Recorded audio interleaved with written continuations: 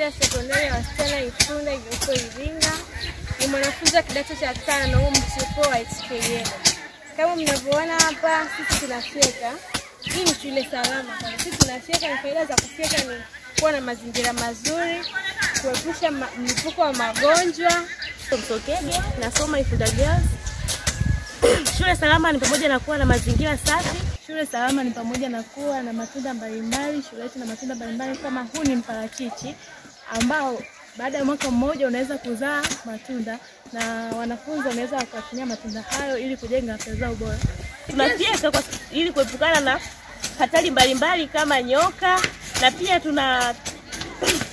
tunafyeka ili shule yetu iwe na mazingira masafi na muonekano mzuri. Majina naitwa Sylvia Samson Mole, natokea shule ya Ifunda Girls Kombe HKL.